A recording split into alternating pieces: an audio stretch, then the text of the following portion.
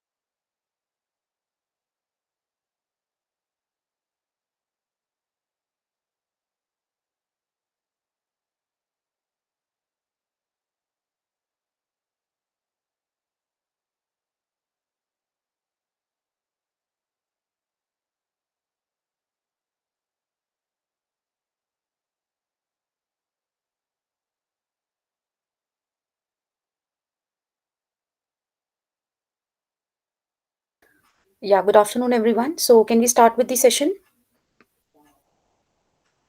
Any problems in the yesterday's session? Yes, ma'am.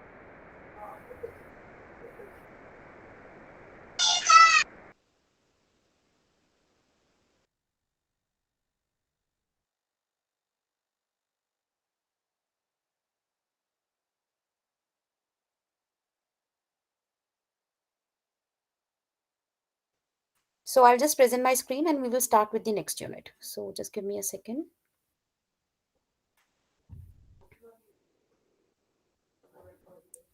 Yes, so is this visible? Can you see unit number 4? Yeah, it's visible. Okay. We can see. Okay, great. So after, yesterday's session, wherein we learnt about that, what do we mean by community, why it is important to assess the uh, nutritional problems which might be of very much importance in particular community, and how we can do to help them. So, we discussed about different steps in community diagnosis, then, what is the plan of action, finally implementation and evaluation. And then later on, we also, discussed the concept of health, which included physical, mental, spiritual, and all the four dimensions of the health. And we also discussed about the concept of malnutrition, which includes both the undersight, that is being underweight or deficiency diseases, and also the oversight, that is being overweight or obesity, or in some cases toxicity. Now, after learning these, we are moving on to the next unit, which is related to themes in nutrition education. So, this unit will involve different target audiences for which is it is important for us to provide them with nutrition education. So, the first theme which we are going to discuss about is nutrition during pregnancy and lactation. So, let me just yeah. Now, pregnancy and lactation are the two most important, physiologically stressful period for a woman, because in both these cases the women has to support the nutritional requirement of her child. Okay, so that is why we say that the pregnant women and lactating women are the most vulnerable group. Okay, so whenever we talk about public health, health of the people, community health, we say that pregnant and lactating women are of utmost importance. Why? Because this is a physiologically stressful period. She has to take care of herself also, and she has to look after the health, the nutritional requirement, the nutritional buildup of the child also. So starting with pregnancy. So as I told you, why pregnancy is a vulnerable period. Vulnerable means at risk. So pregnant women are vulnerable. They might be at a risk of developing certain malnutrition diseases, deficiency diseases, if they are not properly taken care of. So that is why we say that pregnant women are the more vulnerable section of the society. So in the womb where the child is growing, she has to cater to the nutritional requirement of her child also. So there are many physiological changes which takes place in her body itself. Now, the second important parameter is related to the fact that why it is important to gain, weight in the pregnancy. So most of us would be aware that, whenever a woman is pregnant, so to assess her nutritional status, that, how her pregnancy is going, how well the child is growing, we always take into account that whether this woman is gaining weight or not. Okay, so weight gain is one of the most important indicators of healthy pregnancy. Now, usually we say that, a baby should weigh around 3 kgs. So the birth weight of a healthy child lies somewhere around 3 kgs. 2.5 to 3 kgs is also fine. But if a birth weight of a child is less than 2.5 kgs, then this child will be termed as low birth weight baby. Okay, so the normal weight of the child should be at least from 2.5 to somewhere around 3 kgs. 3 kgs is very good, right? But if it is less than 2.5 kgs, then in this case the child is termed as low birth weight. That means this child is having lower birth weight in comparison to what it should be, or what a healthy child should weigh. Okay, and why this is a problem? Because child who is born low birth weight, she or he will have more deficiency problems or certain problems related to the physical health, or improper brain development and so on. Okay, so this child will not be able to grow properly because already the child is low birth weight. Okay, and low birth weight children, you will see, are more susceptible, or they are more prone to infections and malnutrition. So you will see a child who is born healthy, 2.5 to 3 kgs, and 3 kgs is a very good weight. Okay, they are better adapted. They will be able to achieve better milestones. Their physical development, mental health development will be much better than a child who is born low birth weight. Okay, now usually we say that on an average a pregnant woman should weigh 10 to 12 kgs. Okay, so the weight gain in case of pregnant women on an average should be how much? It should be 10 to 12 kgs. Okay, now if this woman is gaining weight less than 10 kgs, then also it is a risk pregnancy, because she has not gained optimum weight. Okay, then but on the other hand, nowadays we see that women who are gaining excess of weight during pregnancy, that might also lead to certain problems during delivery. Okay, so there might be things like diabetes, which kind, or their blood sugar levels might be high. It can have implications related to hypertension, some problems in the delivery and so on. So the adequate weight gain should be 10 to 12 kgs. Now let's take an example that this woman was overweight and obese before pregnancy. So in that case, the mother should not try to lose weight when she is pregnant. Okay, so whatever your preconception weight is, before pregnancy, whatever your weight is, ideally the gain should be 10 to 12 kgs on an average. Okay, and if you want to lose weight, then you lose it after lactation period is over, because you cannot compromise on the requirements of your child. Okay, now this weight gain has to be slow and steadily. Okay, so what do I mean by slowly and steadily? That we know that this is the weight gain in the entire pregnancy. So 10 to 12 kgs is the weight gain which should be there throughout the pregnancy period, and this pregnancy period is like 9 months. Okay, and scientifically we say 3 trimesters. So first 3 months are first trimester, fourth, fifth, sixth month is second trimester, and last 3 are the last trimester. So this weight gain, you will notice that this weight gain of 10 to 12 kg will not be sudden. Okay, so initially for the first 1.5 trimester, you will see that the weight gain is very, very less, because that is directly proportional to the weight of the child, and build up of muscles, blood tissues, etc. So the majority of weight gain, so this 10 to 12 kgs will be the weight of the child also, and also the buildup of tissues, growing of breast, strengthening of your uterus and things like that. And this maximum weight gain actually occurs in the last few months. Okay, particularly during the last trimester, we see that there is a weight gain of half kg a week. So this has to be slowly and steadily, and towards the end the weight gain is immense. Now, what to eat in pregnancy? So I'll discuss whatever questions you have, whatever inputs you have to give in. So I'll just cover this topic, and then I'll give you time to discuss your queries. Okay. Now, what to eat in pregnancy? So as we know that obviously pregnancy is a very challenging period.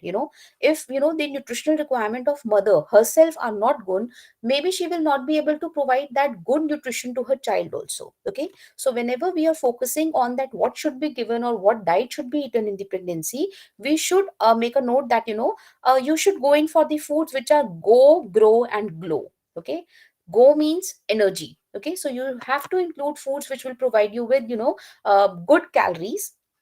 Then grow foods means what? Foods which will be helping you with tissue buildup, new cells build up. So these are what? These are body building food. And finally you have what? Protective. Okay, so protective are glow food. So these will include all your fruits, vegetables, green leafy vegetables and so on. Okay, now why energy requirements are increased during pregnancy? Because in pregnancy your basal metabolic rate increases. Okay, and whenever your basal metabolic rate increases, your energy requirements also increase. So that is why we say that in specific periods like pregnancy, lactation, etc., wherein your BMR is increased, your total calorie requirements also increases. So if there is a woman who is non-pregnant, the requirement will be different, and now if she becomes pregnant, she would be requiring some extra calories for this margin. Okay, so go foods which are energy giving, grow foods which are bodybuilding, which will include your milk and milk products, animal foods if she can consume, or pulses and beans. And finally you have protective foods which corresponds to your intake of fruits and vegetables. Then one of the most important nutrient during pregnancy is iron. Right, and why iron is important? Because you have to cater to the growth requirements of the fetus. Okay, and because there is increased red cell mass of the mother. Okay, so that is why we say that iron is very, very important micronutrient, particularly in case of pregnancy. And then during delivery also, we see that there is immense loss of blood that occurs, so we don't want that. Okay, and the child fetches all the iron stores during pregnancy. So why iron becomes important is, see, when a child is in womb, he or she will fetch or try to develop good iron stores, because once the child is born, for first 6 months, which WHO recommends to be a period of exclusive breastfeeding, the child will be only on mother's milk. Okay, and we know that milk is a very complete food, but it is low on iron and vitamin C. Okay, so try to understand that when this child is for next 4 to 6 months only on milk. Okay, from where will iron come in? So iron present in the milk is very, very less, though it is of good quality. Okay, but the child is not eating anything else, so from where this child will be getting iron? So what happens is that when mother is pregnant, child tries to fetch in all iron stores during that period, which can be utilized over the period of next 4 to 6 months when the child is exclusively breastfed. So iron is one of the most important micronutrients with this respect. Now, good sources of iron, obviously we know that animal food and organ meats, etc., these are very, very good sources of iron.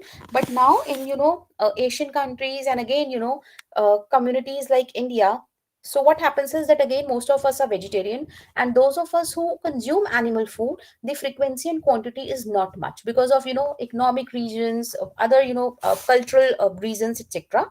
So that is why we have to depend on vegetarian sources of iron. So when a person is not able to have good intake of iron in terms of animal food, your vegetarian sources should include ample amount of green leafy vegetables, certain millets which are very, very high on iron, and you should also focus on you know uh, foods which will increase the absorption of iron. So I will come on to that. So now, anything up till here which you want to add on? You have any doubts? You're most welcome. You may please ask your questions. Then I'll move ahead. Batao, please tell me there is any questions? Anything which is not clear?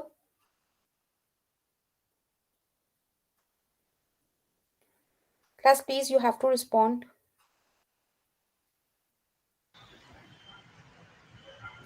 It's clear, thanks. It's clear? Okay. So now, moving ahead, when I say that, what factors influence the food intake, then obviously, whenever I am recommending the diet to a pregnant woman, okay, so, in last class also, we learned about different factors which can influence your food behavior or food intake, okay. So, similarly, here it is the availability, economics, if I can afford, I will go in for animal food. But if I'm a person whose economics is not very good, or, my finances are not very good, I might be I might not be able to afford some expensive food or animal food on daily basis, okay. Now, then it depends that what is your priority. So sometimes, we see that women who are coming from low income families, they have very limited budget, okay. So they cannot diversify their diets in terms of, better choices or more number of choices. But then women who come from, elite class or, upper sections of the society, where money is not a problem, but then also it depends that whether they want to invest that money in, food choices, better food choices, or maybe in, some of the other leisure activities. So that is totally dependent, and it goes from person to person. Now, when we see that what are the most common problems in pregnancy and how you can deal with them, uh, first problem is morning sickness. Okay, so we often come across women who feel nauseatic. Okay, there is a constant feeling of vomiting. Okay, so these are two terms which come under one single thing, which is known as morning sickness.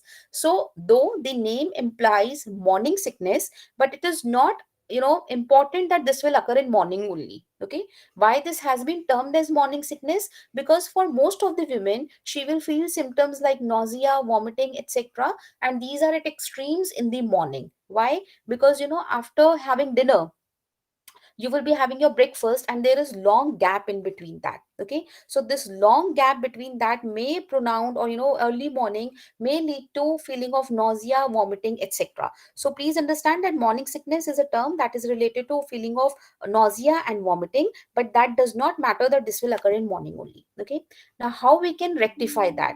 So one of the most important thing is that have a carbohydrate rich thing. Okay, so we always say that first of all, you please avoid any fatty food or deeply fried food or greasy food. Then have something which is rich in carbohydrate. So this carbohydrate rich snack, it can be a cookie, it can be a biscuit, it can be a slice of a bread. Okay, so these things will help in relieving the symptoms related to morning sickness. Then the other common problem in pregnancy is of heartburn. Okay, there is constant feeling of discomfort where women, pregnant women complains that she cannot have anything, or there is indigestion related problem. So for that, it is obviously the meals have to be small and more frequent ones. So we always counsel pregnant women not to have very heavy meals at a time. You should have small meals, but yes, the frequency of consumption should be frequent. So you should be frequently consuming the meals, but these meals should not be heavy. Then constipation. Now, what happens is that during pregnancy, particularly towards the later end of the pregnancy, first of all, the physical activity for most of the women decreases.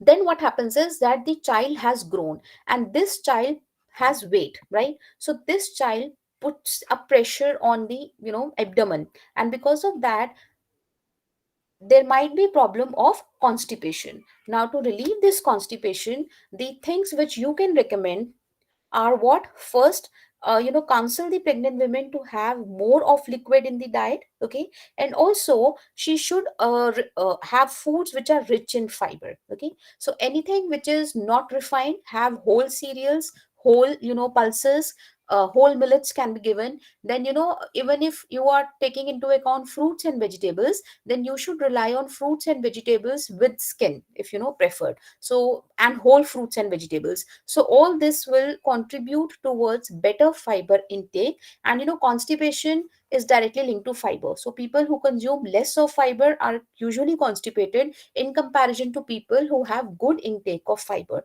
So this fiber intake can be in terms of having whole cereals, grains, salads, etc. So say no to refined foods, okay, and the thing will be done. And obviously she should indulge in some of the physical activity like a light walk, exercise, and obviously this should be done under medical supervision. Now, what happens if pregnant women becomes anemic? So, in earlier section, we discussed that iron is one of the most important micronutrients. Okay.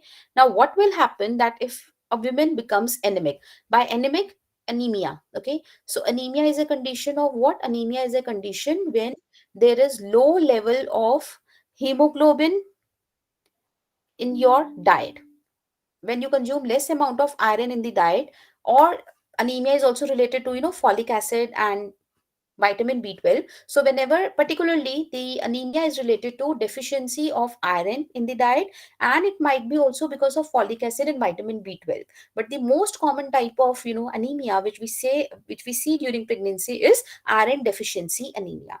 So what will happen is that whenever there is low hemoglobin, this will have impact on your body, right? Why? Because anemia means your hemoglobin levels are low, right? Hemoglobin is a component of your red blood cells. And what does hemoglobin do? Hemoglobin helps in carrying oxygen to different body parts. So it is a carrier of oxygen. So, if I am a person who has anemia, my oxygen carrying capacity will be impaired. Okay. So similarly, in case of pregnancy, where already, iron becomes very, very important. So whenever this pregnant woman becomes, anemic, she might have difficulty in pregnancy and childbirth. Okay. And then, obviously the anemic mothers will give birth to children who are anemic. Okay, so as I told you that during the period of pregnancy, child will try to fetch in all the iron stores. Now if the diet of the mother herself lacks in iron, how can child have appropriate stores? Okay. And then obviously this result in children who are small for date, who are low birth weight. Okay. And even the breast milk of these mothers will have very, very poor output of iron. So how iron deficiency anemia can be prevented? So as I told you that pregnant women should keep good intake of iron, and this can be done having good foods of iron. So you should focus on animal foods if it is possible, and if not, then you can go into the vegetarian food. But here we must understand that the iron which comes from animal food, okay, so when I talk about organ meats, meat, fish, poultry, etc., they are very high in iron. Okay. And the difference between iron that comes from animal food and plant sources also, that the iron of animal origin, it is absorbed much, much better at a much higher rate in comparison to your vegetarian sources of iron. Okay. So if I am a person who does not have animal food, I might eat spinach, green leafy vegetables and things like that. But naturally the iron which comes from vegetarian sources or plant sources is much lower, okay, than the iron which you will be getting from animal sources. Now they have mentioned this thing regarding citrus fruit. Okay. So I hope you people understand that citrus fruit which are rich in vitamin C or ascorbic acid, so things like oranges, okay, or sweet lime, lemon, amla is Indian gooseberry. Okay. So these are certain fruits which are rich in vitamin C, that is ascorbic acid. Apart from them, things like coriander, okay, or mint, these are also very high in your vitamin C content. Now why this vitamin C is important? Because vitamin C or ascorbic acid, when taken along with meals which contain iron, it actually helps in better absorption of iron. Okay. So that is why we see that whenever you are taking your any major meal, like your lunch, breakfast, any snack, you should have a seasonal fruit. Particularly, yeah, I'll give you time to interact.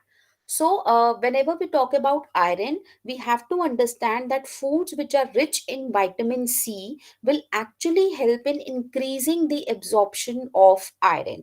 So, if you're having a fruit juice with your meal, some seasonal fruit with your meal, this will help in better absorption of iron, particularly for people who are dependent only on vegetarian sources.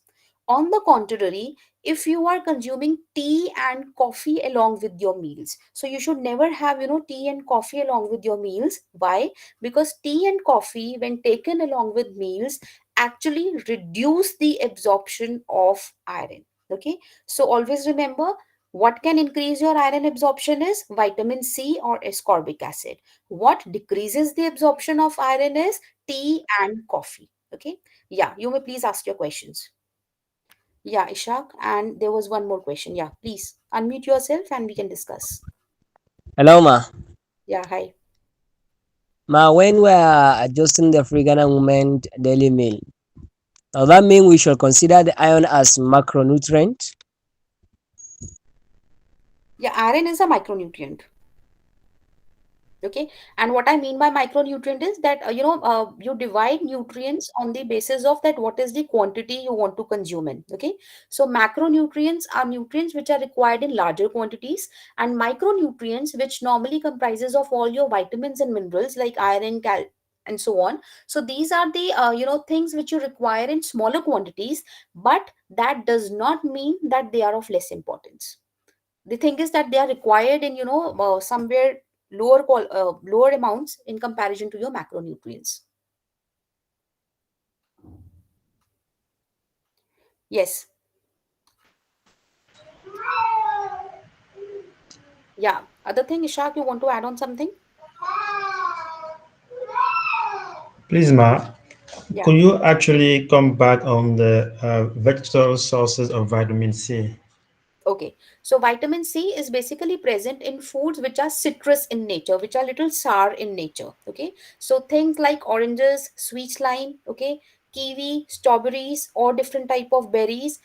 Then one of the richest sources in Indian context is what is known as to be Indian gooseberry. So these are very rich in vitamin C. So if you consume any of these seasonal fruits and vegetables which are little sour, even vitamin C is present in little amounts in your green chili and tomatoes also. So if you consume these things along with your major meals, they will actually help in increasing the bioavailability of iron.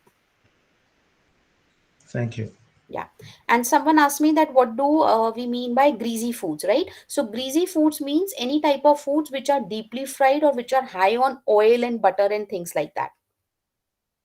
Yeah, Mustafa, you can please ask your question.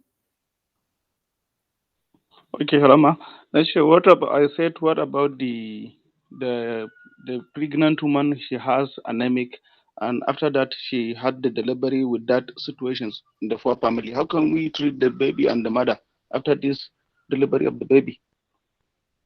Yeah. Can you get my So then question? you have to focus. Yeah. So, if a woman herself is anemic, she has low iron store. So, chances will be very high that her, child is also born with low iron stores. So, in that case, obviously, for the first 4 6 means the child will be on breast milk only. But then, if the child has very low hemoglobin, okay, in that case, you have to start with medical supplementation. Okay, okay, thank you. Yeah. Please, Ma, Yeah. uh, I know from practice that when women are pregnant, they Hmm. are systematically supplemented with iron. From other courses, there was the principle that we should only supplement people when we have evidence of deficiency. Yeah. Since now we can counsel pregnant women to take food that are rich with iron, should we normally systematically provide supplement to those people? I mean, to those pregnant women.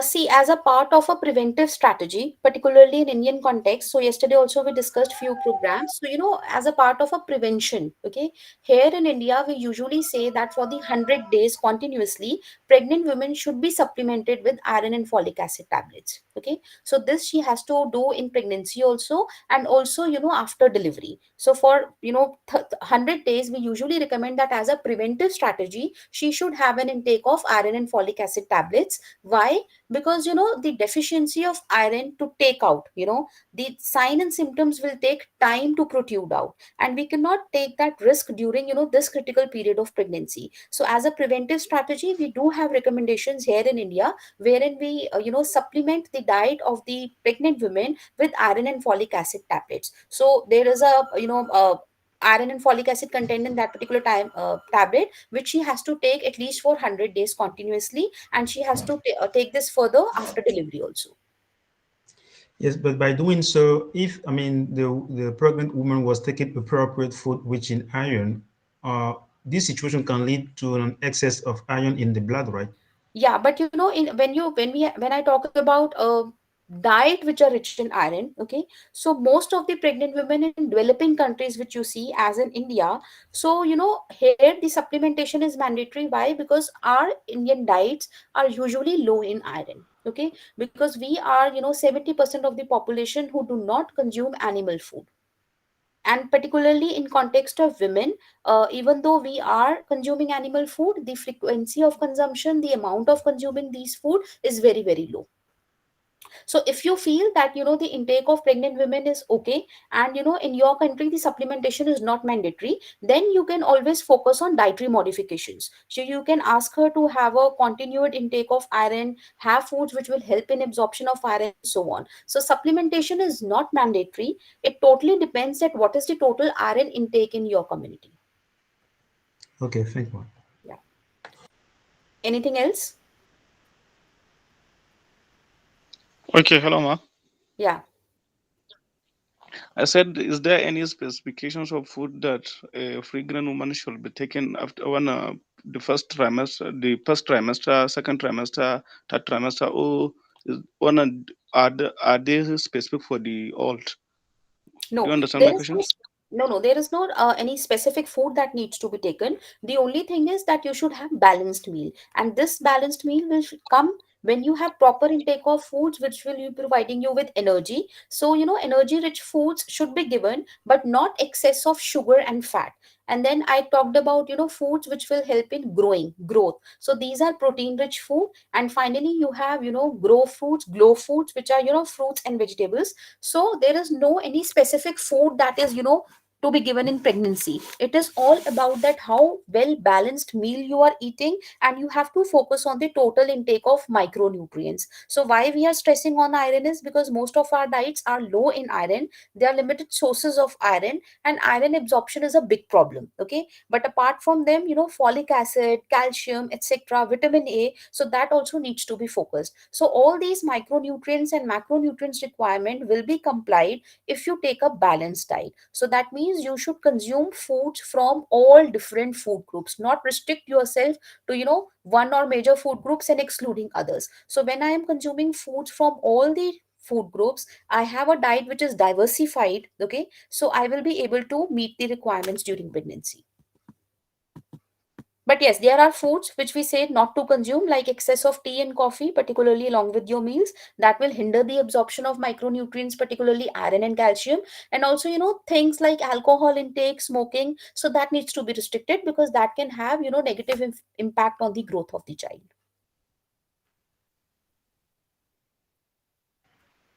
Please, ma, I would like to also ask, in case we provide a supplement of iron to the pregnant women, I mean, could we just stop giving her advice for, I mean, according to the food she can eat to get iron, since the supplementation will also cover her needs? No, it is not that you have to ask her to stop eating, iron from the diet if she is being supplemented for that. Okay. So here in India, I told you that we have a mandation that for 100 days, she has to be on iron and folic acid tablets. But along with them, we always counsel them to also have, foods which are rich in iron, because that is the dietary part which they have to take in. And toxicity of iron takes place at a very, very high level. Okay. It will not take place by having, these folic acid capsule for 100 days and things like that, because to take toxicity to take place, you have to have a very high intake of iron. Then only it can occur in particularly people, elemental iron can sometimes cause this thing toxicity, which we usually see in people who are having foods in iron pots. And in certain communities we see that they prepare wine in these iron pots and then consume it. So they have a very high intake of elemental iron in that case, but that toxicity occurs at a very, very high level. It will not be a result of, taking iron and folic acid tablets on a community level. Okay, thank Yeah. you. Yes. You may please ask your question, Tahir.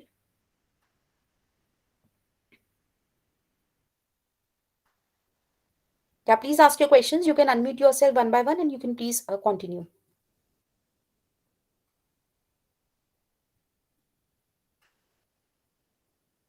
Yeah, please ask your questions.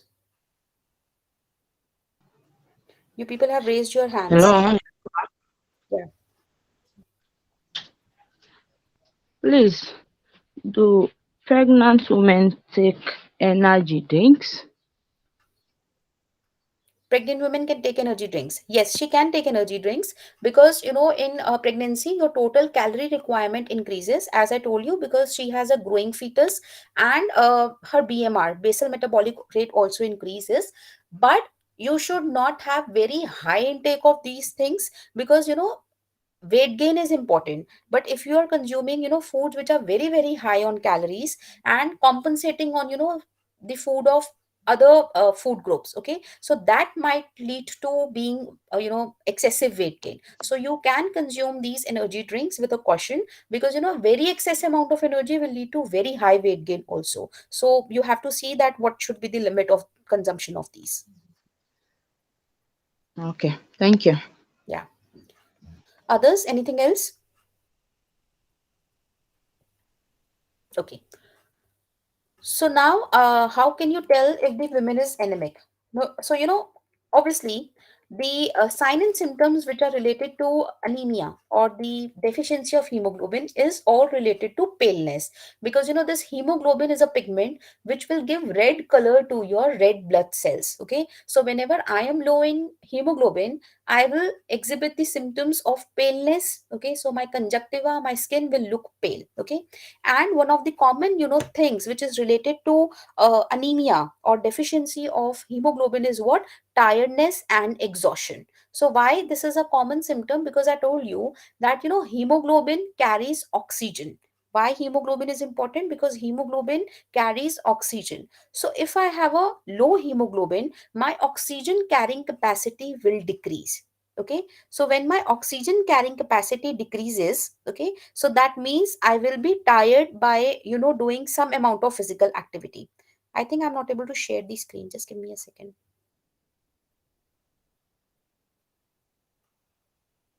Yeah, sorry. So tiredness and exhaustion is one of the common indicators of iron. So if somebody gets tired very easily, especially in case of pregnancy or adolescent girls, because girls, women, they are the people who are at a higher risk of developing anemia. Okay, so whenever you see symptoms of tiredness, exhaustion, etc., one of the reasons might be low hemoglobin level, because hemoglobin carries oxygen. So when you have a low hemoglobin, your oxygen carrying capacity decreases, and that is why whenever you are doing some little amount of work also, you feel tired and exhausted. Then see, this is all about your iron and folic acid supplementation. So this I have already discussed, that iron and folic acid tablets can be given, but the best thing is that you should not consume these iron tablets or these supplements with tea or coffee. Okay, so this we have discussed, that tea and coffee actually decreases the absorption of iron. So whenever you are taking any food which is rich in iron, okay, or anything which is related to good iron intake, that includes your supplementation, you should not consume these supplements with iron or with tea or coffee. Okay, on the contrary, you can have a juice, you can have plain water, that is okay, but no tea and coffee for supplementation, because automatically your iron absorption will be reduced. Then sometimes what happens is, when you start taking these tablets, there are little things which can happen, like there might be an different color or dark color stools which is there. Okay, the women might feel little nauseatic after consumption of these supplements, but that is perfectly fine. The symptoms usually disappear after prolonged intake, or if you're not comfortable, you can ask your physician to change the composition or the source of iron in that supplement. Okay, So obviously pregnancy requires a little extra food than the normal. So in comparison to a non-pregnant woman, pregnant woman will require a little extra food because she has to cater to the requirements of a fetus also, and her, physiological changes which are occurring. Okay, so it is up to you that how well balanced meals you are recommended her.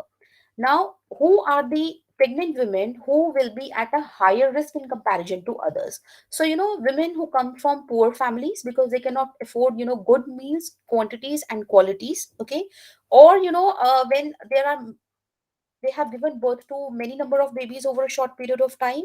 These women who may be suffering from some other diseases like tuberculosis and things like that.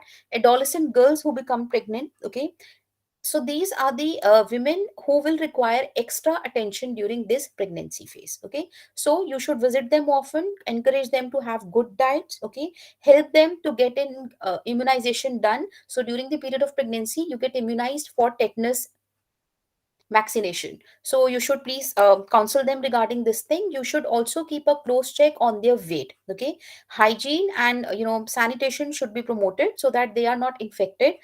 And also it should be education that requires the involvement of their family members also. Okay, so their husbands, their in-laws, their mothers, etc., also need to be counseled that how they can help this pregnant women. So this was related to pregnancy, and next I will be coming on to lactation. So any questions in pregnancy thing? Otherwise I'll move on to the next phase. Anything you would want to add on? Your own experiences? Any doubts in pregnancy? Can a person be obese? Yeah, yes. Because obesity itself is a disease. So being obese does not mean that you are healthy. Okay. So if you are overweight or obese, that is not an indicator that you are healthy. So yes, even, if an underweight woman is at risk of developing anemia or deficiency of iron, equally the deficiency will be there in case of obese person also. So obesity does not mean that you will not have, other diseases, because it is also a form of malnutrition. Okay, anything else? Yes, ma. Yeah. Sometimes people recommend to give the injection from iron, and there's a great debate around this. I don't know if you can give your point Yeah. of, a viewpoint on that question. Thank you. For injections related to what, iron? Yes. Yeah, so there has to be in this medical thing, we say that when your iron, usually you will say that blood transfusions and these injections are given in very severe cases of anemia. Okay, so what happens is, particularly during pregnancy, because we have to prepare women for childbirth. Okay, and that itself is a very stressful period, and there might be very high loss of blood in some women.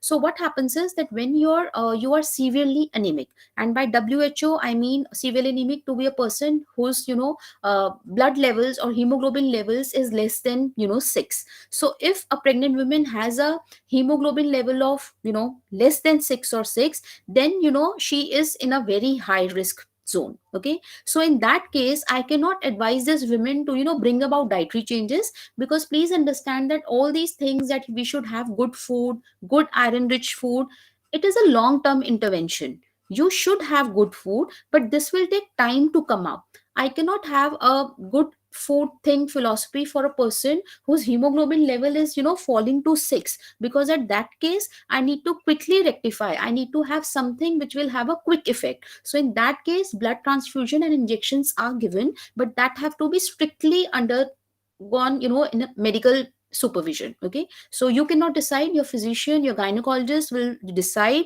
They will be seeing that what happened.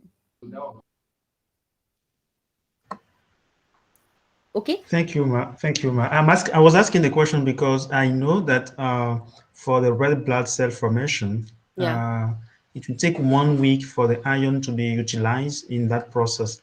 Exactly. So if we give the iron by injection, Hmm. are we solving the problem? Since, in any case, whether by mouth or injection, it will take Yeah. 1 week to participate Exactly. to the red blood cell formation. Is there any indication there to give blood, to give the iron, via injection? That was actually what I'm using over since a while ago. Thank you. Yeah, because that is a more quick intervention than only dependent on the dietary sources. Because that will take time, whenever you start with having good foods rich in iron, etc. But that will take time to, increase your hemoglobin when you're only dependent on this dietary thing. So that is why in certain cases we have to go. Does having a lot of fat affect during? Yeah. So when I say that you should have good calories, or your calorie amounts or your calorie intake should be little increase in pregnancy, but then you have to make sure that from where this calorie is coming. Okay, so as I already told you, having calories does not mean that you will be having lot of fat and sugar, because lot of fat and sugar, etc., will definitely or can have negative impact during delivery. Okay, so that can lead to very excessive weight gain. And high amount of fat during pregnancy is also related to nowadays, wherein we are in a lifestyle disease mode. So you can have problems like hypertension, diabetes, raised blood glucose levels, etc., which can complicate the delivery process. So not very high intake of fat. You should keep a check on what quantities of fat you are consuming, and also what is the quality of fat you are consuming. Yeah, others, any other question?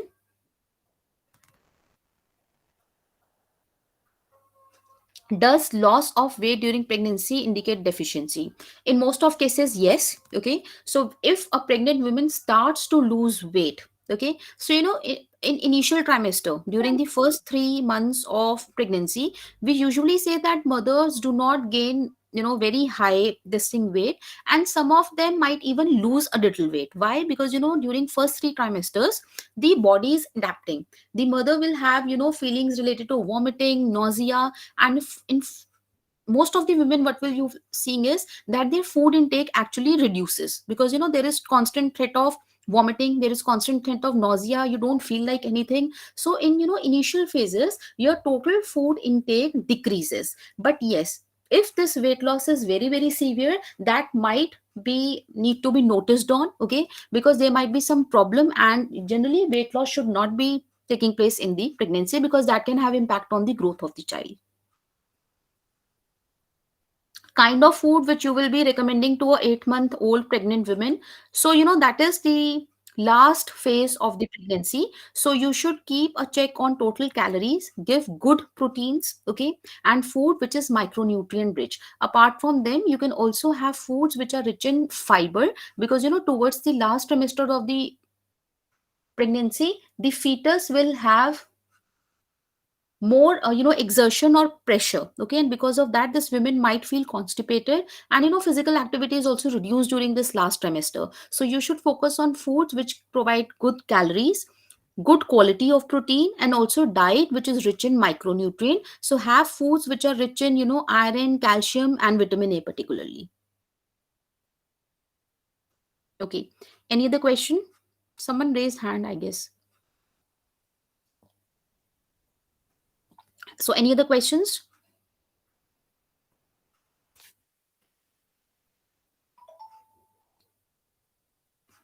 Okay, so next we are moving on to the next part, which is lactation. So after the delivery takes place, the mother starts on with the another physiologically stressful period, which is known as lactation. Okay, so lactation is nothing. Lactation is a breastfeeding period. Okay, so just after delivery, when you start giving breast milk to the child, that is a period which is termed as what? Lactation. Now this is equally stressful on mother's body as is pregnancy. Okay, so never think that now the baby has been delivered and now the mother will not require good nourishment, or a little extra in her diet, because this period is equally important. Why? Because she has to breastfeed the child. The child now is totally dependent on the mother's milk for his or her nutrient requirement. Child will not be from outside. So the milk of the mother, quality wise and quantity wise, will be affected by what intake does she have. Okay, so as soon as pregnant woman delivers, she enters a period of lactation. Okay, so now when I talk about lactation period, again here also you have to focus on foods which are balanced in nature, which will be providing good calories, good protein, and are rich in micronutrients. So the most important micronutrients during this phase are vitamin A and calcium. Calcium, obviously, because the mother has to, she is secreting milk, and because of that, she should have a good intake of calcium herself. Now, in lactation, what are the different things which influences the food intake in the lactation? So this is also very common as we discussed in pregnancy. So usually what happens is that just after the delivery, your focus shifted. Okay, so your focus shifts from the requirement of the mother, and you feel that child is more important. And in certain communities, we believe that certain amount of food may be restricted. Okay, because you think that the child might have diarrhea or cough and etc, and because of that there are restrictions which are put on the mother's diet, which is wrong. Okay, so we must understand here that yes, there are certain foods which require attention, but the mother's diet should not be very very restrictive, because she has to feed the child. Okay, then because if you're restricting the diet of the mother, or you are omitting one of the most important uh, foods from the diet of the mother, this might impact the quantity of the breast milk which is being secreted, and also the quality. Okay, now basically breastfeeding is the best technique. Okay, so there are different advantages to it, which they have highlighted here. So for the mother, obviously it is very very economical. You don't have to buy that milk. Okay, that is available throughout day. It is very very convenient, and it is a very simple and quick technique. And for the child, the mother's milk, the breast milk is tailor made for the child. What do I mean by tailor made? It has all the nutritional incorrect amounts which are present, which will be required by this particular child. Okay, and apart from them, it promotes a good emotional bond with the mother. Okay, it does not have any presence of germs or microbes and things like that. Okay, and then it also protects the baby from infections, because it is high in antibodies and things like that, which will be help in developing the immune system of the child. So that is why we say that breast milk is the best for the child. And WHO, World Health Organization, actually advises that for the first 6 months, the breast milk should be continued. Okay, so you should give only breast milk and nothing apart from breast milk, not even milk, not even water, etc, because all the requirements will be fulfilled by this breast milk only. Okay, then few advices which are related to breastfeeding successfully. So, before the baby is born, you will see that the pregnant woman, she enlarges her breast, because now she knows that she has to undergo a period of lactation. So, automatically, the breast enlargement takes place to promote the lactation phase. Then colostrum is very very important. So we discussed this earlier also, that uh, just after the delivery, for the initial hours or a day or so, you will see that the milk that is secreted from the breast does not resemble the normal milk. It is very thick yellowish type of fluid that is being secreted. So why this is so? Because this is very very high in vitamin A and antibodies, and this is known as colostrum. So what happens is that in some case, in some communities, this colostrum is being discarded, thinking that this is an impure milk, and so, but actually you should feed the child with this colostrum. Studies have also shown that children who are not being fed with colostrum, they have low immunity, and they are more prone or at a higher risk of developing vitamin A deficiency. So as soon as the baby is born, and if mother is fine, you can start with breastfeeding.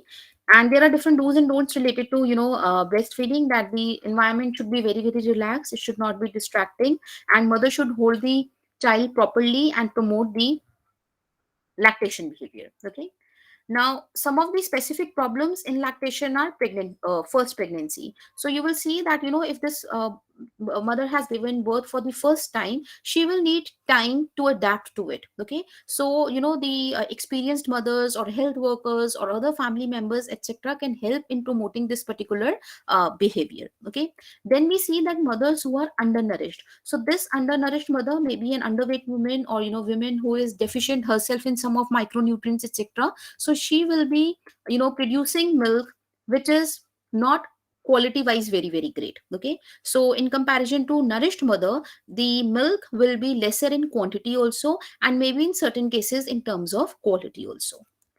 Then what foods should be taken? So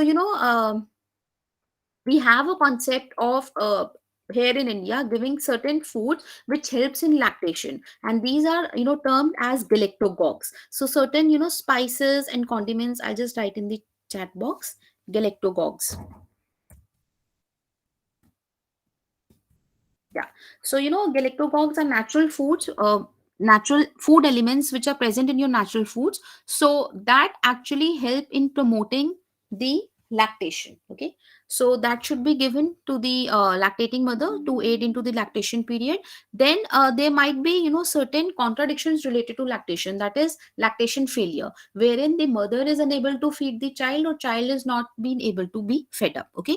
So mothers who have difficult delivery, maybe a cesarean one, or she has some problems during the delivery, so in that case it might be very difficult for mother to breastfeed the child. Okay. So if it is a long labor, the mother may be too tired, there is a C-section, there is some complication, so in all these cases there might be a delayed onset of breastfeeding. Then babies, some of the babies might find it very very difficult to be fed. Why? Because such babies who are born low birth weight, so low birth weight babies, weak babies who have certain deformities related to mouth and lips wherein suckling cannot take place, so these are also an example wherein there you might see that there is delayed process of lactation. There might be some problems related to the breast, so it may be the nipples or the breast may be infected, they may be sore, there might be some infection, due to which it might be very very problematic for mother to feed the child. Okay. And then obviously too little milk secretion is one of the reasons for the lactation failure. So what do I mean by lactation failure? Wherein the mother or the child are not able to breastfeed. So this was your pregnancy and lactation. So now I give you time. So anything you want to discuss in this lactation phase, you're most welcome. Please. So any discussions related to lactation phase? That is your breastfeeding phase. Yes, ma. Like you mentioned, in some instances, women are, when they deliver, they may not be able to produce the milk. So in the communities, there are different kind of counseling that our parents used to give so that the woman can actually produce, the milk. Do you have any of such, scientific valid, counseling that we can provide to women who just delivered but are not able to provide milk? Yeah. So as I told you that there are certain foods which are beneficial or which are effective during the period of lactation. So just after the delivery, in certain societies or in certain communities, you are given these which are known as galactogogues. So these are natural ingredients like fenugreek, fennel, etc. Right? NC or milk thistle, etc. So these are naturally present ingredients which are proven to help in the or aid in the lactation process. So see, one of the reasons for not feeding the child might be related to that there is problem related to the milk secretion. Okay. But other thing is related to what, when there is no problem with the milk secretion, but the mother is too tired or she had some complicated delivery, or in some case of the children wherein they are born too weak so they cannot suckle properly, or in some cases when the child is born with deformities which are related to lips and mouth. So that is a different thing. So yes, there are certain ingredients which can be added to the diet of the lactating mother, which are believed to increase the lactation or help in lactation. Okay, thanks. Yeah. So particularly certain spices and condiments like fenugreek, fennel, etc. So these can be included in the diet, and this will help in promoting the lactation. Okay. Okay. And nowadays we also have, apart from this food thing, we also have lactogenic granules which are available. Okay. So these are like, ready to eat or processed item which is there. So you can have that also. So this is a mixture of different these spices and condiments and seeds of different variety. So these are thought to increase the lactation. Thanks. Yeah. Anyone else? Is it good for a child to be given ordinary milk instead of breast milk? See, breast milk is a tailor-made milk for the child. Okay, so you cannot compare the quality of breast milk to any other milk, particularly for the first 6 months. But yes, if there is a lactation period and you don't have any option left, okay, then obviously the child needs to be fed. So in that case, the best suited milk next to the mother milk is always cow's milk. Okay, so cow's milk is the next milk which is, very very suited to the child, because more or less the composition is same at mother's milk. But yes, when you compare cow's milk to mother's milk also, in that case also the amount of protein is higher than the breast milk. Okay, so in certain cases we may ask women to dilute that cow milk for initial period, because the kidneys of the child is not functional, or they are not very very adaptable. So you cannot have a very high intake of protein in case of a child, because the kidneys of the child might not be able to handle that amount of protein. So when giving options to mothers who themselves are not able to breastfeed, cow's milk comes to the next. Okay, yeah, so we usually say that for first 6 months it has to be exclusive breastfeeding. So that means nothing except breast milk in the diet of the child. And then at the age of 6 months, you start introducing different, top food to the child. So you can give a mashed, banana or potato, or mashed fruits and vegetables and things like that, or pureed vegetables, etc. But then, it has to be a combination of breast milk and the food which you are giving. And slowly slowly you can get away with breastfeeding. But yes, up till 2 years of age you can breastfeed the child, along with giving them supplementary feeds.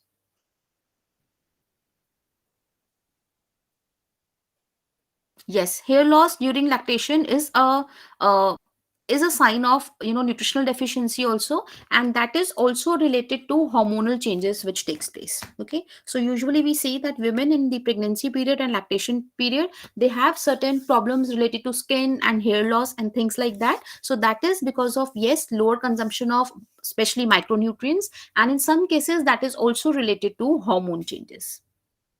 So if it is a newborn baby who is not taking milk, you have to give top feed to the child. So that is okay when mother is not able to breastfeed. But food as such should not be given at least till the age of 4 or 5 months, because at that time only the digestive tract of the baby will be ready to accept the food. So for first 4 to 6 months, please go in for milk only, and after that slowly you can introduce different foods in the child diet, starting from foods which are liquid. Okay, so which does not require chewing because teeth are not developed, or swallowing. So you have to see that foods which are very hard to swallow are totally skipped off from the diet. So at the 6 months of age, you will be starting with things which are very very mashed, pureed, etc. Later on we say that by the age of 1 year the child should be eating from a family pot. Okay, anything else?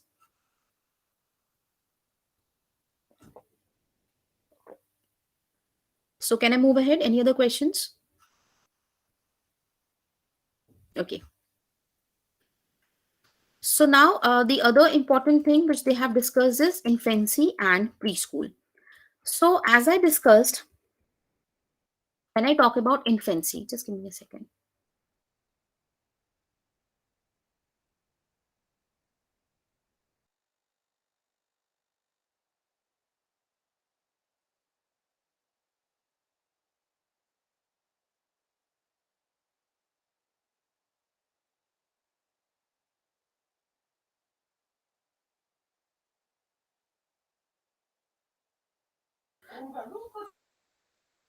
Okay, so next we are coming on to the next phase, that is infancy. Yeah, you have a question? Yeah, please ask your question.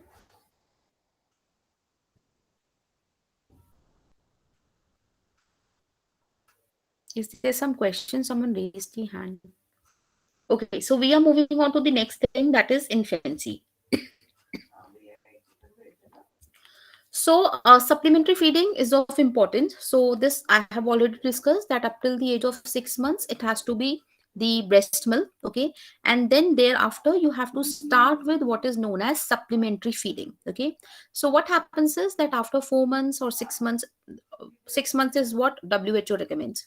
So at that time you will see that breast milk alone will not be suitable for the baby. Okay, so up till the 6 months, mother's milk or breast milk is very sufficient to cater to all the requirements of the child.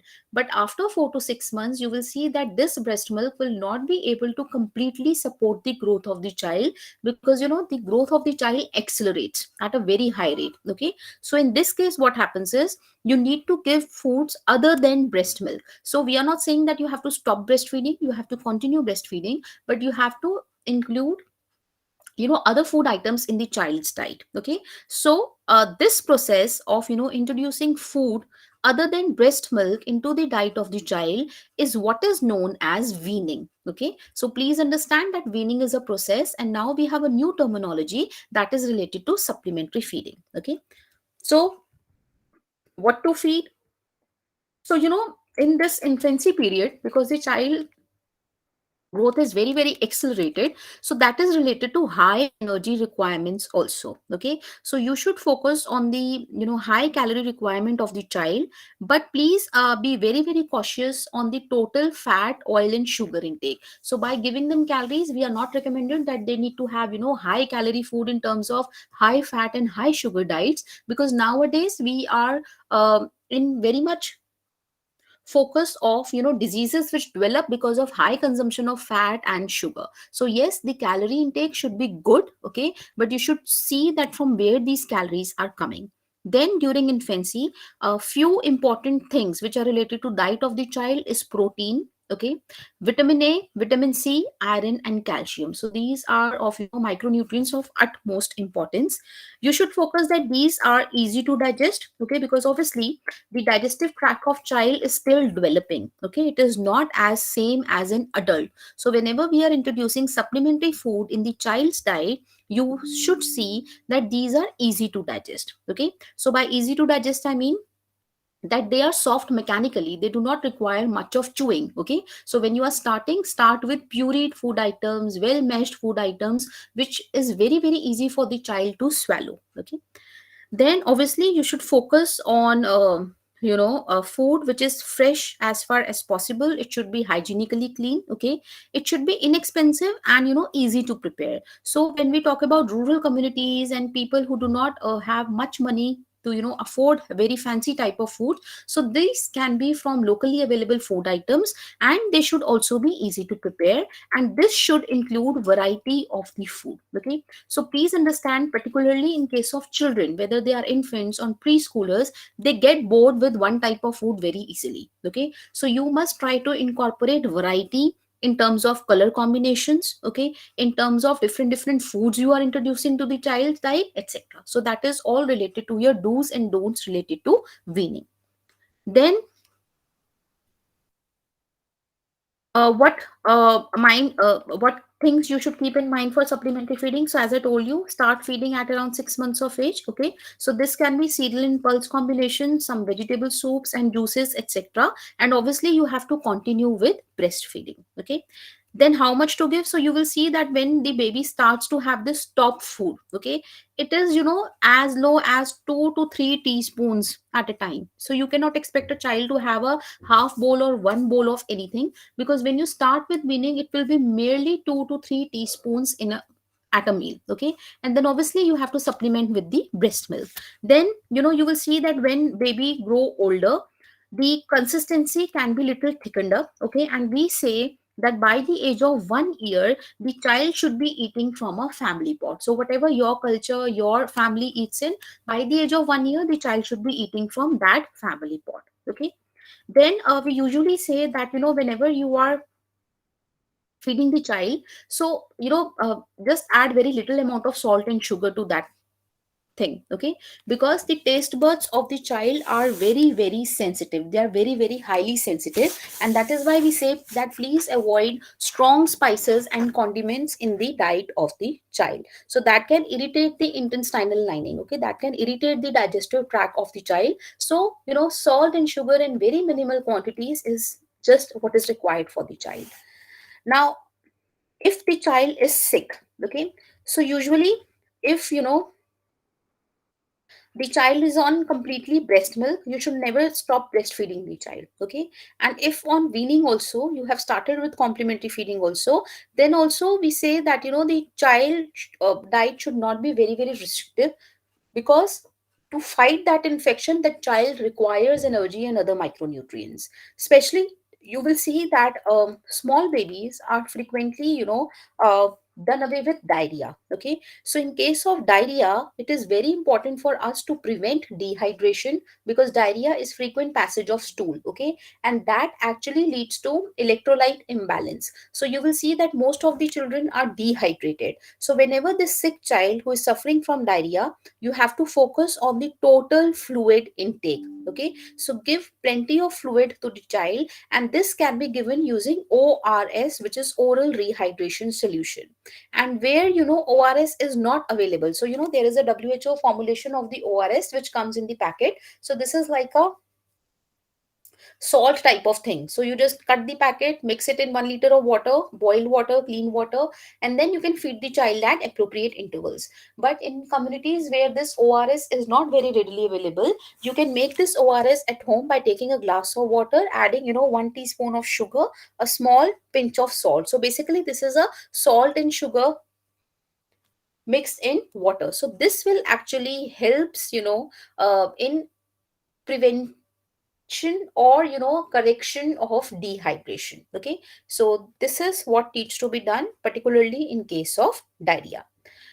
Then when we are coming on to the preschool children, so I take up your questions, just give me 5 minutes, so then we can discuss it, because I will complete infancy and preschooler together. So whenever I talk about preschool age, right, so preschool age is what, when your child has just learned to go to school. So play schools, preparatory school, preschools, etc. So this is that. So usually first few years of life are related to your preschool age. Now, why this is important is because this is the active movement for the child. It is the first time the child will interact with the outer world, friends, teachers, going to school. There will be a lot of, running, jumping, climbing, play activities, etc. Right? So, because of this is a very active phase. And, you will see that this child has now increased on imagination and curiosity, because the child is meeting new people. Okay. So this is a period which will require great input from the parents, because in most of the cases these children start to imitate adults. Okay. So you have to be very very careful as a parent, or as a caregiver in a family who has a small child, because particularly during the family time or meal time, because these children will develop the food choices or food behaviors by mimicking you, by imitating you. So if you have strongly putting down that I don't like this, the child might not even taste that food, and he has this perception that this food is not good. Okay. So never impose your dietary habits in front of children. Okay. And basically preschool is very very important, crucial and critical period in development of the food habits. So how can you monitor the growth of the child? So actually we see that if the child is gaining weight, that is one of the best indicators that child is growing properly. Okay. And the right thumb hand rule to assess is what, that the infant should gain thrice the weight by the 1 year of age. Okay. So if this child is born like 3 kgs, then at first birthday, just after 1 year, this child should triple the weight. So if this child has triple the weight in the first year of life, that is indicative that the child is growing well.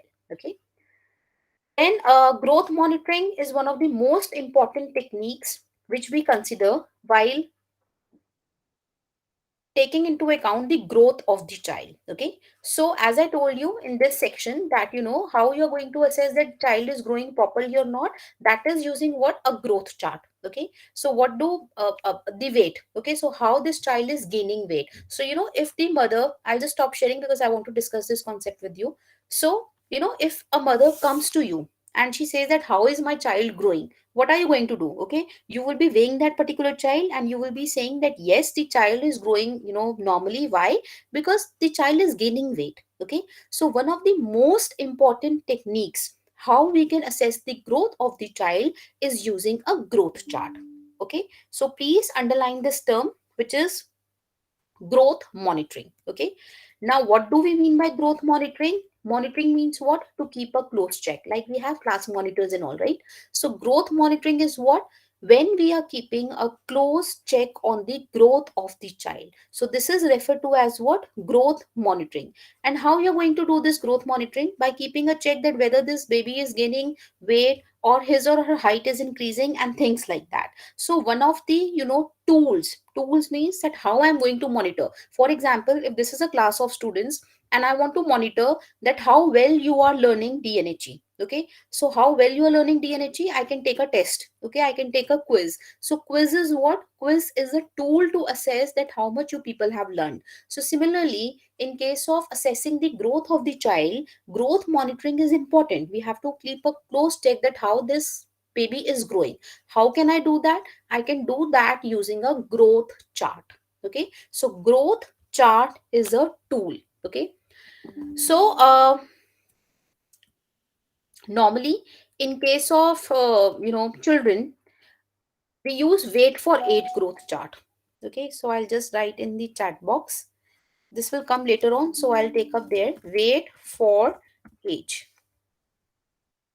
Give me a second. Yeah, weight for age. Okay, so what do I mean by weight for age? That at particular age the weight of the child should be what? Okay, so let's say that this mother came to you when the child was born 6 months ago. This is just an example, right?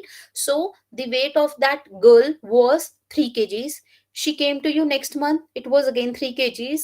Next month it is 3.5 kgs, then it is 4 kg. So what you can see here, that with increase in the age every month, there is also an increase in the weight of the child. Okay, so this, when you will be plotting this type of growth curve, this will be an upward curve, right? Because when you are plotting weight and age on a graph, you will see that if the age of the child is increases, so is the weight. Okay, so this is a good growth indicator, that with increase in an age, the weight of the child is also increasing. But let's take an example that this mother came to me 3 months back, and the weight of her child was say 3.5 kg.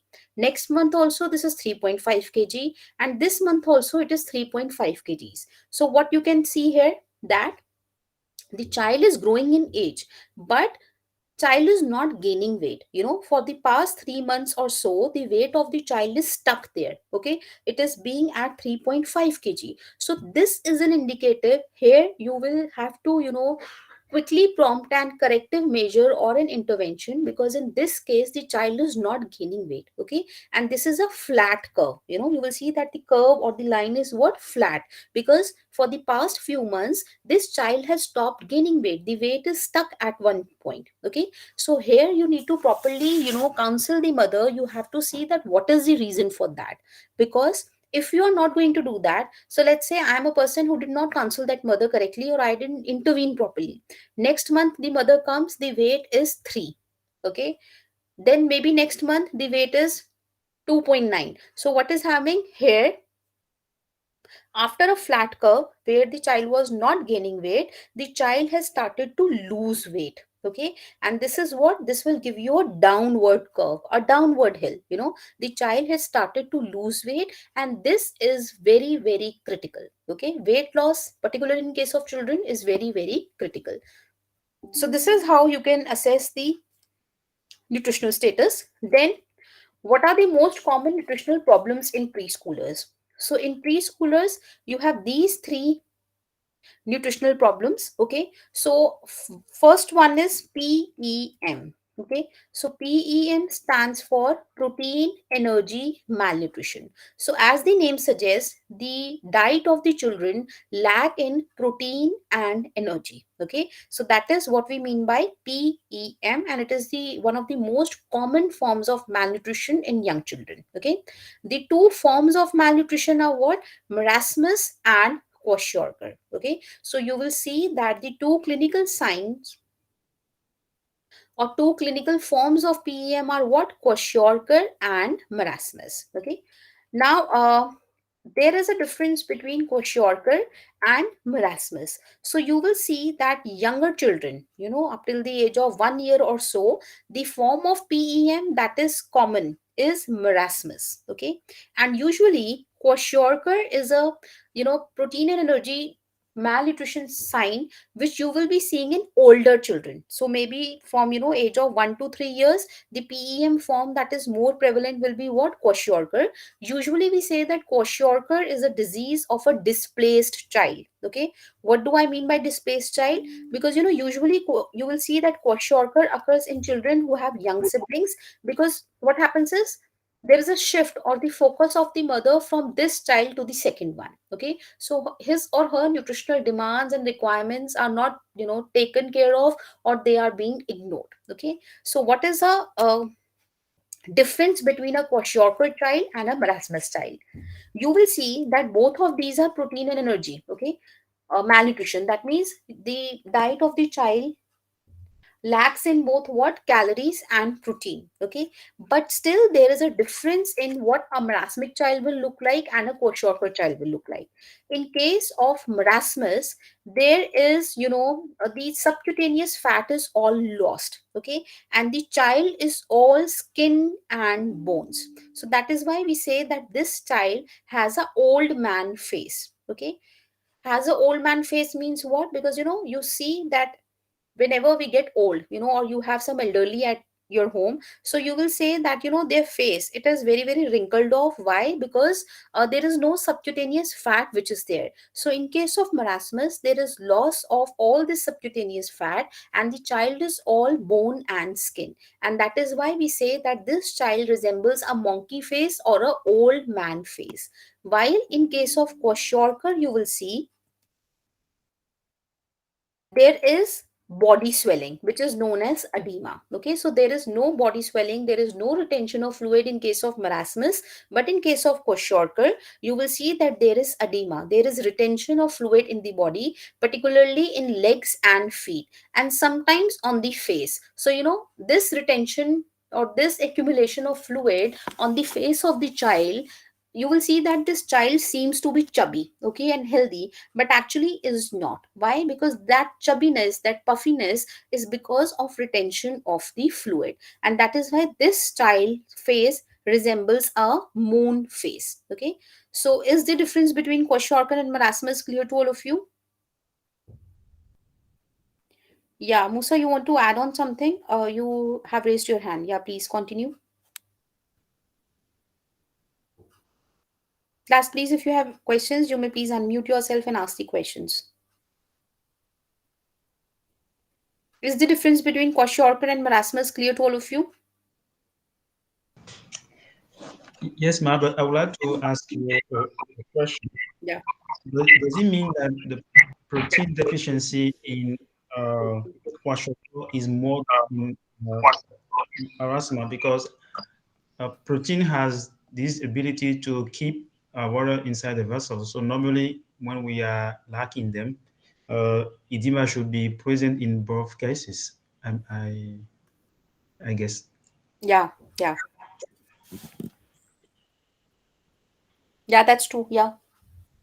So you have to look into the protein requirements more, and protein becomes again very very important again in the communities who depend on particularly in children who are dependent on again sources of protein which are not high quality. Okay, so when I talk about protein foods, I qualify these protein foods depending upon that they are class 1 protein, or proteins with high biological value. Okay, so usually your milk and milk products and animal food come under this category. Why? Because they are complete proteins, they are class 1 protein. Okay, and what do I mean by class 1 protein?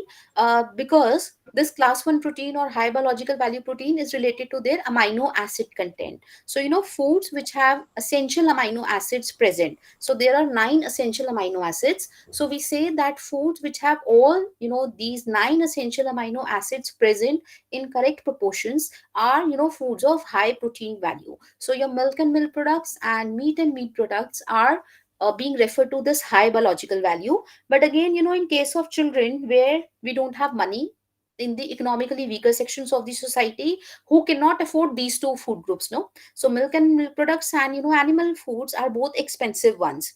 And then wherein you have cultural beliefs and religious beliefs of not consuming animal food, so in that case it becomes very difficult to feed these children with good quality of protein, okay, because majority of our protein will be coming from where?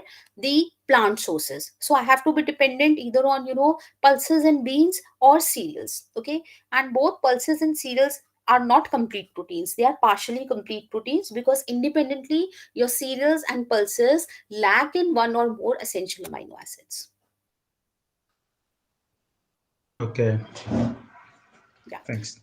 So, yeah, so with old man face and signs, see, you cannot be very sure that if your child is resembling this, so he or she has a marasmus and can progress to kwashiorkor. To have a better picture of this thing, you please see that the child is gaining weight, okay? His or her appetite is fine. There is no problem related to, eating pattern and things like that. And then only you will be able to comment on that. Okay, any other questions, any other inputs?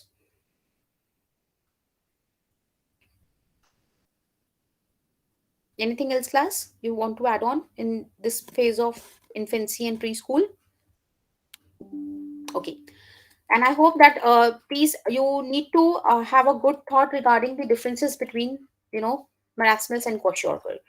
Then how you can prevent this malnutrition, right? So obviously one of the most important things which you can do to prevent this malnutrition is that breastfeed as long as possible, continue for breastfeeding at least for 6 months of age, okay, and then start weaning at a correct age, okay. So sometimes in certain communities we say that there is delayed weaning, okay. So WHO recommends that at the age of 6 months you should be starting with this weaning. You should introduce this top foods in the child diet.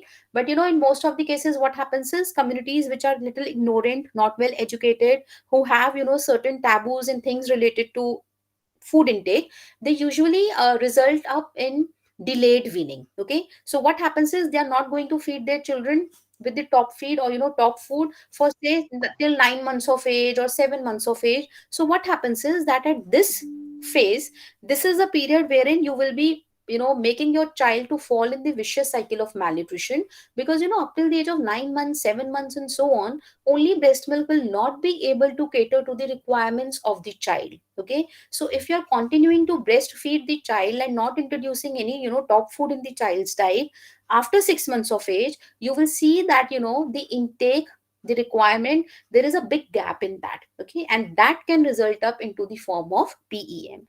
So and then children are very choosy. When we feed them, they have their own likes, dislikes and timings, okay. So you have to feed the child as frequent as possible, and this can be done by giving food which is relished by the child, okay. So you should provide variety in form of different food groups, okay, in form of textures, colors, etc., by which the child will be wanting to eat that food, okay.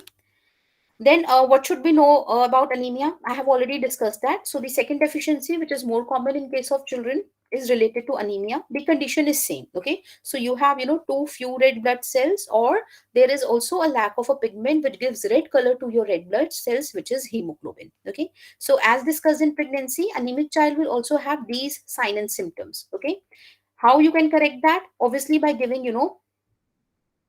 good quantities of iron.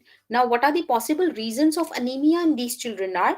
Again, you see, first is related to the intake of iron. Okay, so when we start weaning the child, when we introduce the food in the child's diet, they have to be very diversified. You have to include lots of vegetables and other pulses which are rich in iron, which commonly we say are lacking. So whenever we talk about complementary feeding for most of the societies, this complementary feeding is restricted to giving them a piece of a bread, or chapati, what we call in India, or maybe you can give a piece of a biscuit or a cookie to the child. That is not weaning, okay. So by weaning we mean that you need to accomplish good weaning by diversifying the diets of the children, okay.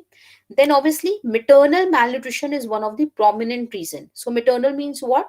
what we discussed. So during pregnancy, if the mother is anemic, the chances are high that baby will be starting the life with lower iron stores. Okay. Then a child who is premature. Premature means we know that full term baby is around 270 days or 9 months or so. But if this child is delivered at early stage, so he or she might not have that particular time to fetch the iron stores. So babies who are born before date, or premature babies, they are at a higher risk of developing anemia. And finally, any sort of worm infection. So the most common worm infections include tapeworms and hookworms, so that might be leading to the anemia. Now, how to prevent anemia in young children? So you should start with good iron intake from pregnancy itself, because if a mother has a good intake of iron, so the child will be having good stores too. And other things are obviously, which we have discussed, the diet should be diversified with the iron. The other important micronutrient in the diet of the child is vitamin A. So you will see that preschooler, or preschool age is the most prominent period wherein you will see maximum number of children having the deficiency of vitamin A. Okay. And usually you will say that this vitamin A deficiency is related to manifestations in the eye. Okay. And that is known as xerophthalmia. So initially, if the child is not able to adapt in dark, okay, so when at the sunset, okay, or when the room is not very brightly lit, so you will see that this child has a problem in seeing. Okay, so that might be one of the conditions because of vitamin A deficiency, which is commonly known as night blindness. Okay, so in a very dull room, or a ill lit room, if the child is not able to locate certain food items, or the child is fearful for playing after the sunset, okay, or if the child is not able to focus on the studies, not able to read, so that are all little signs and symptoms related to vitamin A deficiency. Then the reasons for vitamin A deficiency include, children who are artificially fed, because the breast milk contains very good amount of vitamin A. So bottle fed child, or child who are fed with synthetic milk and things like that, they might be more prone to the risk of developing vitamin A deficiency. Children who are not fed with colostrum. So I discussed with you that why colostrum is important. It is thick and yellow liquid, and why it is so, because it has high amount of antibodies and vitamin A. So due to any of food taboos, or cultural preferences, if you have not fed colostrum to the child will be at a higher risk of developing vitamin A deficiency. Then yeah, so the last part obviously says that if you want to overcome malnutrition in children, you can diversify the diet of the child by including more of vegetables, if possible. That should include seasonal fruits and vegetables and cereals, pulses, etc. And if possible, if affordable, you can also include milk, meat, fish in the diet of the children. So this was related to the preschool deficiencies, wherein we learned about three deficiencies which are common. First one is PEM is two form, kwashiorkor and marasmus. Second is anemia in children, and third is vitamin A deficiency. So now, yeah, please start discussing. If you have any inputs, any questions, anything you want to add on, you're most welcome. Yeah, so please ask on the questions. I'll take up. Anything which is not clear, you want me to repeat, or any add-ons?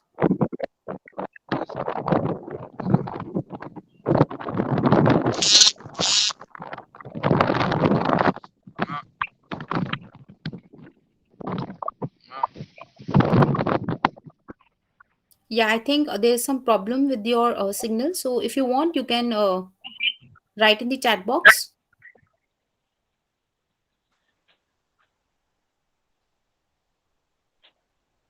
Xerophthalmia. Okay.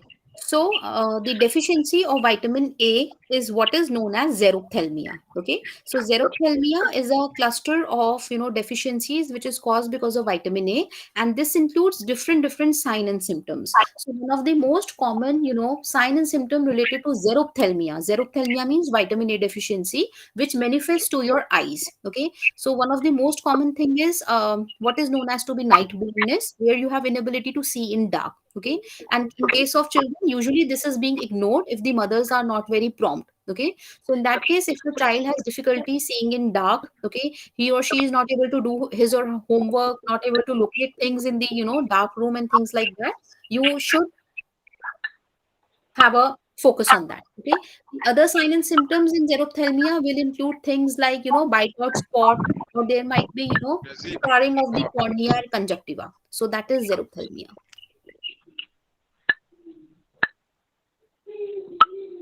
Yeah. Anything else?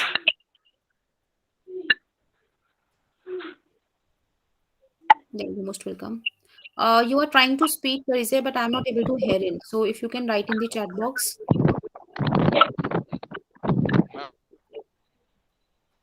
Hello, ma. Please ask your question. Musa, yeah.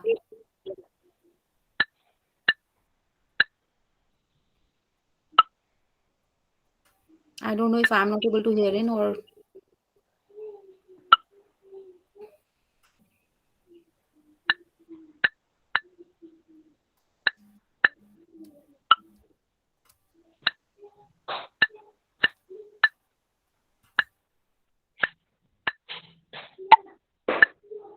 I don't. Can you please mute yourself if you don't have a question, or if you have a question?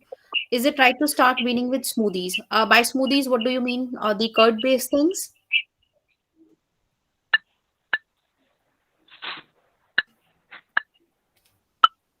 By smoothies, I'm supposing it to be a curd based thing, right? So that is what you mix in with some amount of milk and curd, and usually you mix in the fruit. So yes, that can be given to the child, but the fruit you are adding should be seedless.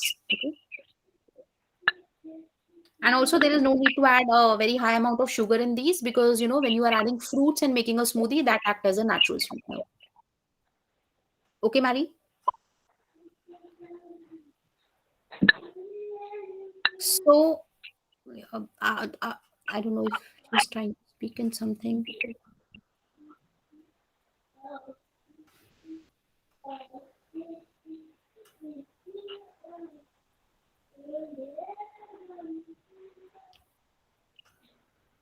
See, milk and maize combination, herein I'm not aware that milk and maize combination is given.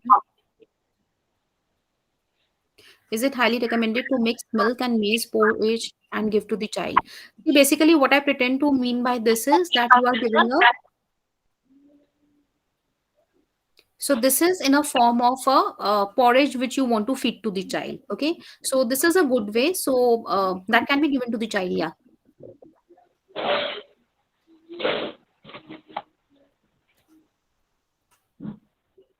Okay, so with this, we move on to the next section. So I'll share my screen again.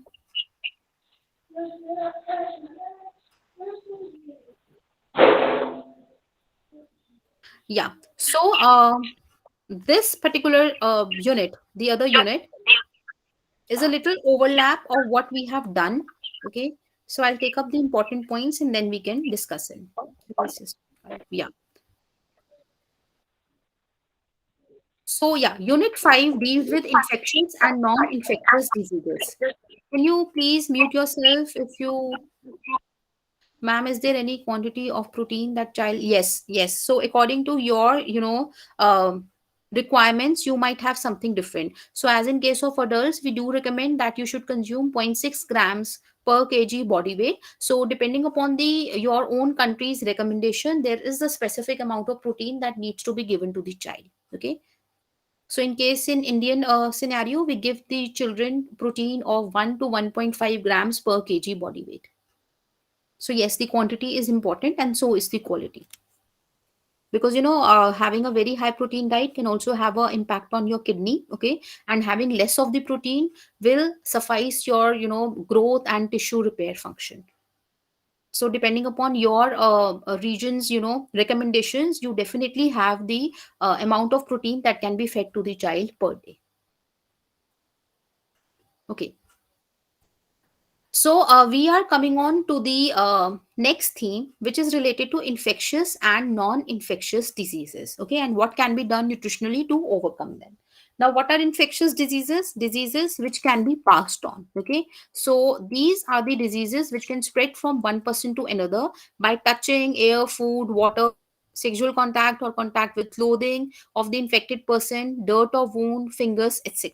Okay, and these infectious diseases are classified based on the organism which is causing this disease. Okay, so we have diseases which are caused by bacteria. That few common examples are, some kind of, diarrhea, tetanus, and tuberculosis. Some types of viruses, so, mumps, chickenpox, etc.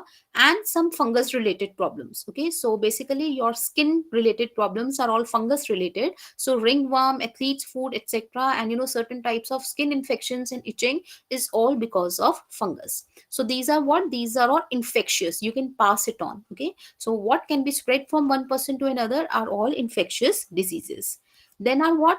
Non-infectious diseases. So, you cannot catch them. You cannot pass on this to other person. Okay, so there is different categories. Like first is problems caused by something that wears out or goes wrong within the body. So, things like stroke, cancers, cataracts, heart attack, etc., rheumatitis. So these are the diseases which one may have, but the others are not able to catch it. Okay, so this is what? This is all internally. This is in my body which has resulted in this type of infection. But this is what type of infection? This is a non-infectious disease. I may not pass it to other person. So, if one person has a heart problem, he or she will not be able to pass it to other person. But this is, something which has occurred because of some change in his or her body itself. Then the other thing is what? That, there are certain, harms or troubles. Okay, but these are also not passed on to the other. So this class includes, allergies, asthma, etc. Okay, so sometimes what happens is that there is something which triggers this in my thing. So if I am living in a area which has bad air, okay, which is high on pollutants, I might develop asthma. So this is not something which was there in my body. So something from external, an external agent has caused this particular problem in my body. Okay, but again, this is a class which is again of what? Non-infectious. Okay, then problems caused by lack of something. So lack of something, as we discussed, like lack of protein energy causes protein energy malnutrition, lack of vitamin A causes xerophthalmia, lack of iron causes anemia, right? So these are also non-infectious, but this has resulted, how this has resulted? Because I was lacking in that particular nutrient in my diet. Okay, then there might be some problems which I am born with. Okay, so by birth, so I might have some deformity. Okay, I might have some problems related to my eyes, epilepsy. Okay, or mental retardation or mental inability. So all these things are what? Not infectious. I will not pass into the other person, but I am born with that. And lastly, there might be some problems like anxiety, phobia. There is fear of something. Usually people have fear of height or fear of water. Okay, or fear of spiders. So these things are also, diseases, but these are again non-infections. But this is problems which are related to your mind. Okay, so basically you have two classes of diseases: infectious one, which can be passed on from one person to another, and non-infection. And in non-infections, obviously we have different categories which we have discussed. So any questions up till now?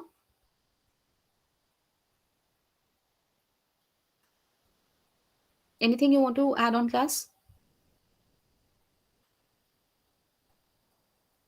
Okay.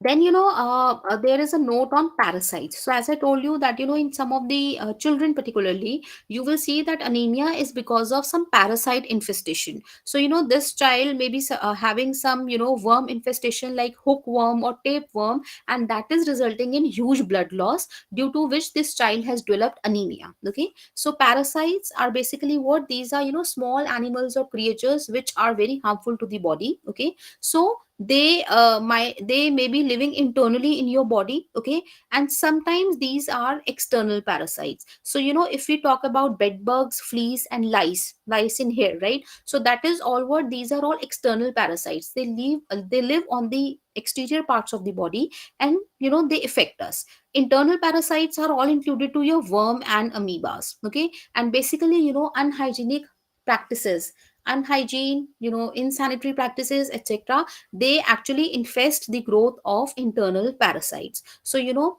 pass the pass off feces to the mouth, or through dirty fingers, to contaminated food, contaminated water, one can be infected with these internal parasites. So basically what happens is that these parasites, they grow on your food. Okay, so they will multiply in different numbers, they will give birth to many number of insects inside your body. How? Because they are all dependent on your nourishment. Okay, then how you can prevent the spread of infectious diseases? Immunization is an important thing. Okay, and then it is all related to observing the rules of personal hygiene and following good hygiene and sanitary practices. So things like using toilets properly, not leaving garbage exposed, then not coming in direct contact with a person who is already infected. You have to make sure that you are keeping the bed, clothes, utensils, clothing, etc., of this infected person to be separate, because these are infectious in nature. Okay, then keep your surroundings clean, and keep the there should be no open water sources which should be there, which can infest further. Then, can lifestyle and personal factors cause disease? Yes, because now you see that we are in a era where infectious diseases have actually lowered down. Okay, so if you look data globally, you can have a look at the data globally. You will see that once globally we all were bombarded with diseases which were infectious in nature, but now what we see is obesity. Okay, we see diseases related to heart attacks, blood pressure, etc. These are not infectious. These are all the diseases which come under the category of lifestyle disorders. Because our lifestyles are not correct, we are developing this disease. So this lifestyle will include what? This lifestyle will include improper dietary habits, consumption of foods which are high in fat, high in salt, high in sugar. Okay, then not consuming good or adequate amount of fruits and vegetables daily. Okay, or having excess of processed or ready to eat food, etc. And lastly, it is related to less of physical activity. Okay, so WHO usually recommends that you should be involved in at least 30 to 40 minutes of physical activity on daily basis. Okay, so we can consider that how much of us are actually involved in that sort of physical activity. So if I am just having a walk here and there, okay, so that will not come under the uh, physical activity. Okay, so yes, by this we do mean that our lifestyle, our personal factors can cause a disease. Okay, so similarly, if I am a person who is involved in excess amount of smoking, or excess intake of alcohol, so that can also lead to certain disease conditions. Okay, so this was it. Hair lip. Okay, so hair lip is actually the other term which you can relate to hair lip is also known as cleft lip. Okay, so this is basically a deformity in the lip, okay, formation of the child. And sometimes because of that, swallowing or the suckling can be difficult for the child. Okay, so hair lip is a deformity which is related to the lip, particularly in case of children. Yeah, so anything else? So you will see that upper lip of the child is deformed. Okay, so it is the malformation of the upper limb. Is this clear?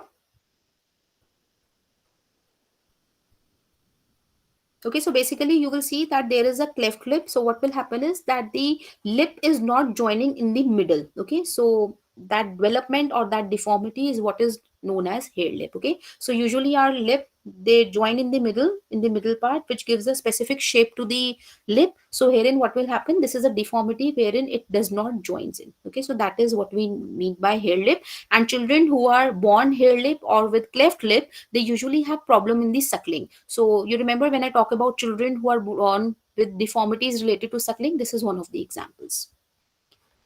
Okay, so this is it. Now in tomorrow's class, I'm left with these two few themes which I will be taking up in tomorrow's session, because I will not be able to complete that in 3-4 minutes. So I will be taking these themes, unit 6 and the other parts tomorrow. Okay, so I'm stop sharing my screen. I have 3-4 minutes. So if there is anything you want to add on and discuss, you're most welcome. Only thing is that not tomorrow. in the next session. Yeah, I remember. Yeah. So it is on next Wednesday. Yeah. So next Wednesday, I'll meet you. Okay. So anything else, class? Any question regarding academic point of view?